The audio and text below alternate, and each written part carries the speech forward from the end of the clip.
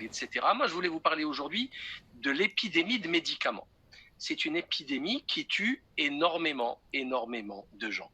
Alors là, accrochez-vous, ceinture de sécurité, airbag, casque de moto, intégral si possible, veste renforcée de motard, la totale, vous allez voir, ça va valser.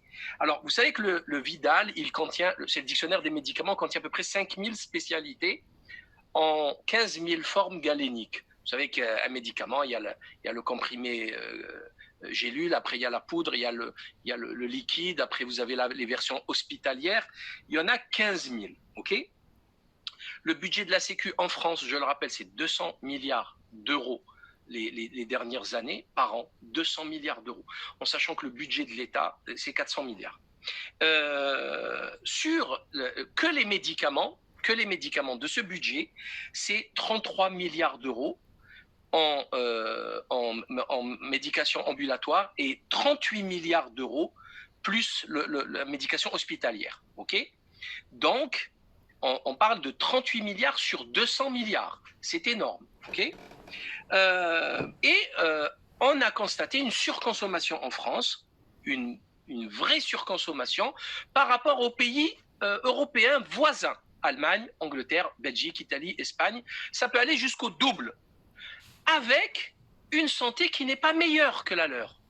Donc, c'est du gaspillage pur et dur. Quand je parle d'argent, sauf que, chers amis, je vous rappelle que le mésusage médicamenteux tue 10 000 personnes chaque année en France. Les effets secondaires tuent 18 000 personnes chaque année en France. Ça fait 28 000 personnes, on en est à 29 900 pour le coronavirus. Donc chaque année, les médicaments tuent l'équivalent de ce que tue le Covid, en dehors bien sûr des morts à domicile. Alors le mésusage médicamenteux, c'est quand vous vous trompez de médicaments. Vous savez que le paracétamol tue 200 personnes, hein, 200 personnes chaque année, c'est cadeau, effondrement hépatique, il meurt, juste paracétamol, parce qu'il en prend 3 en 1 heure, 3 grammes en 1 heure, voilà. Les autres médicaments, après vous avez les effets secondaires. Les effets secondaires, il y a des effets secondaires très très graves, notamment, je sais pas, les statines, AVC. Voilà, on peut en mourir. Et là, c'est donc 18 000 morts.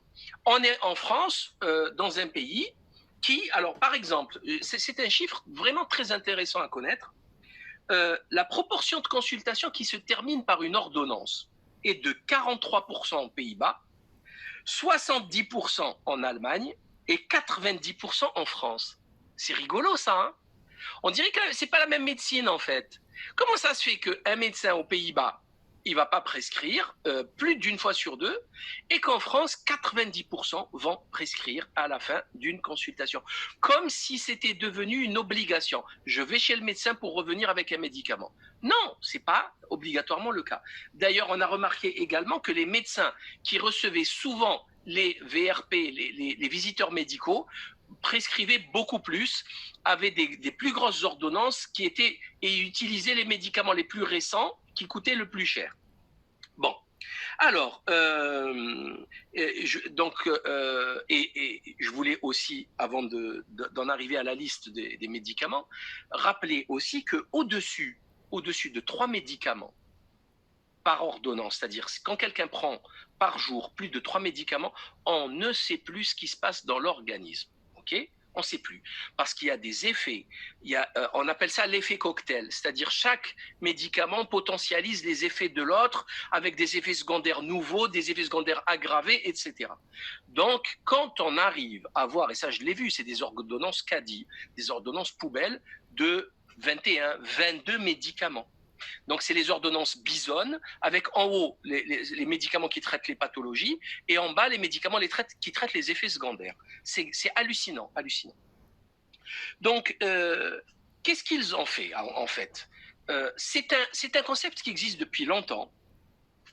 Ça a commencé, d'ailleurs, le docteur Rapin Maurice a écrit le livre Les 200 médicaments essentiels en 1980.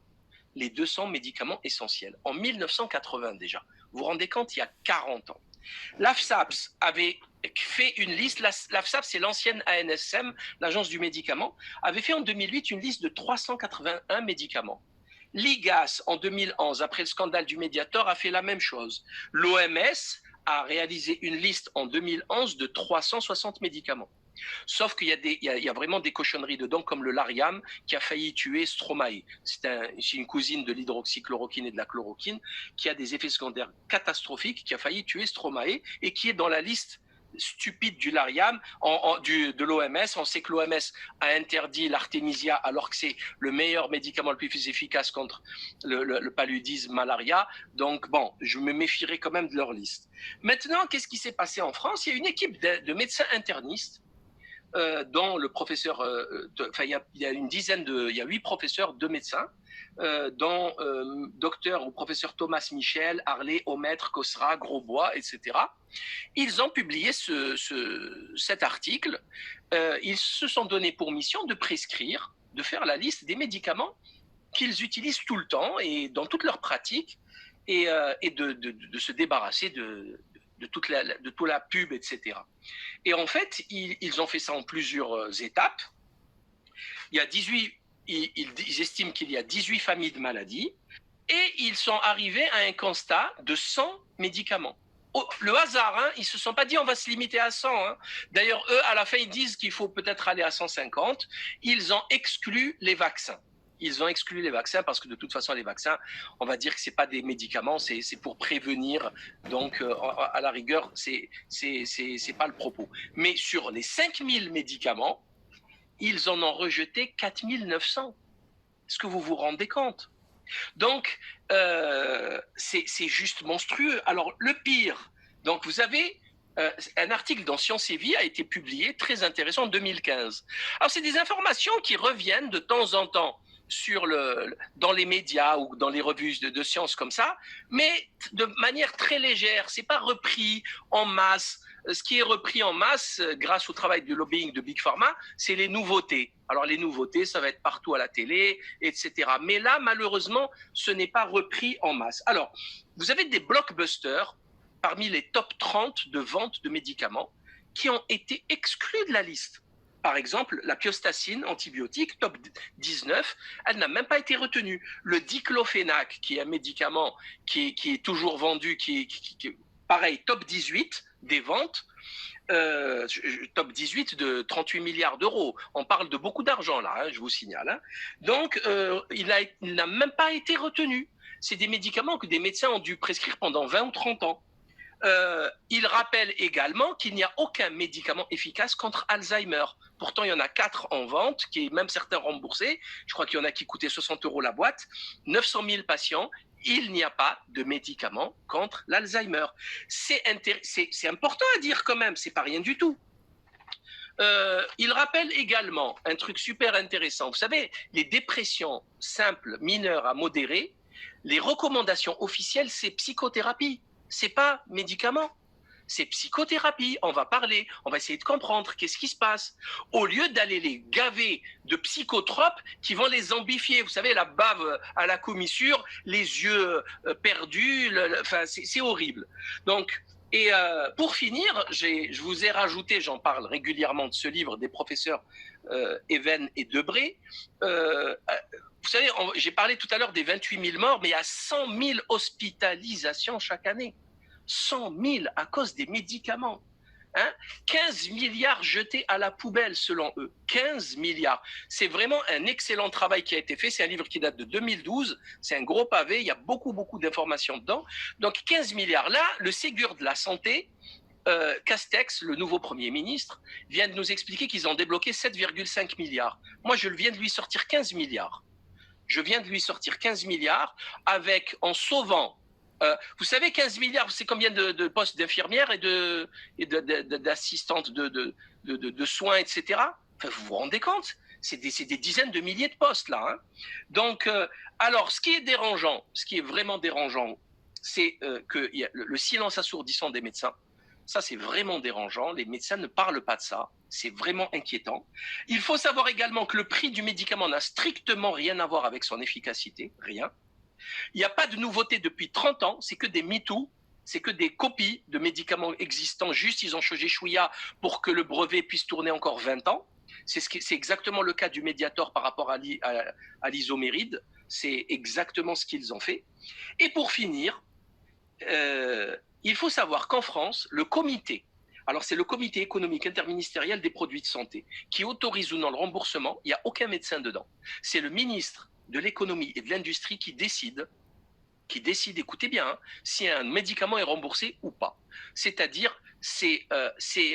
bon, ça n'a absolument aucun sens. Donc voilà, je voulais vous parler de ça. Quand on vous donne une liste, je le dis et je le répète, quand on vous donne une liste de 15 médicaments, sachez que vous êtes sur une pente glissante et dangereuse. Lisez tous les médicaments, lisez les effets secondaires. Si vous avez des effets secondaires, il faut en parler à votre médecin. Il ne faut pas les supporter. Vous n'avez pas à supporter une vie de misère. Ok, les nausées, les vertiges, les douleurs abdominales, vous n'avez les insomnies. Les insomnies, catastrophes, les problèmes de peau, d'allergies, etc. Vous n'avez pas à souffrir autant.